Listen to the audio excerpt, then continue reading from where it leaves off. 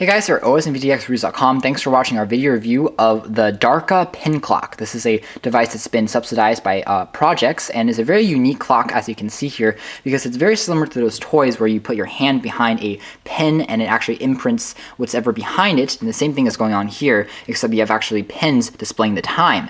And whenever the time changes, the pins are automatically going to change configuration, and the motor inside is going to push out individual pin by pin to actually display the correct time and pull in the pin that is no longer in use. And it's a very unique and very interesting device. Now, the first thing we're going to talk about though is the price.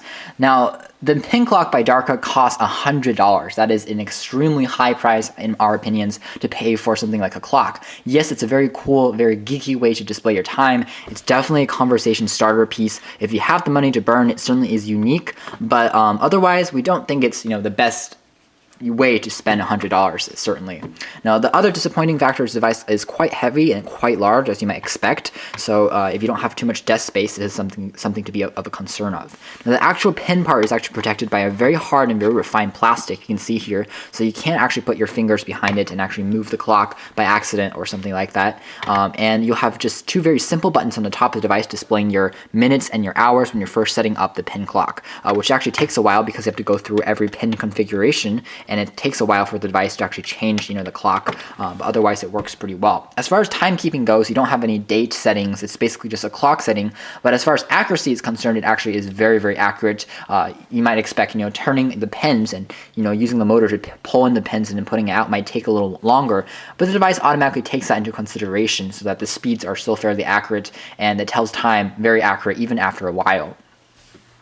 It's interesting also because pins are like gravity, so are affected by gravity, so you're going to be able to make the pins disappear and make the pins come out all at once.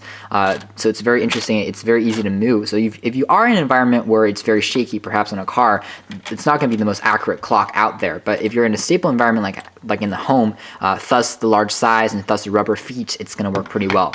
Now, in case I've accidentally reset the time, I can't see it anymore, I'm now very worried because I can't see the time. You can just press the minutes button on the top. It's going to automatically come out one clock, one time at a time. So it's a very cool, again, a very unique user interface, and it's very fun doing that, but it definitely plays a toll on the battery, no doubt, but it's very fun to do this with friends and family. They're always in awe and in wonder.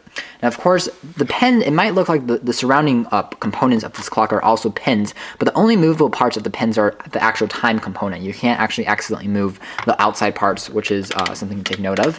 But again, overall, it's camouflaged pretty well. One annoyance I had with this device was it's very loud when it actually changes time. You'll notice this whenever it changes a minute, it's going to go clock, it's going to go tick, tick, tick, and the pins are going to be pulled in and out. So if you are in a very quiet environment, like in a library or something, this is going to be quite distracting because whenever it changes a minute, it makes a pretty large noise that you can't get rid of. That's something to note.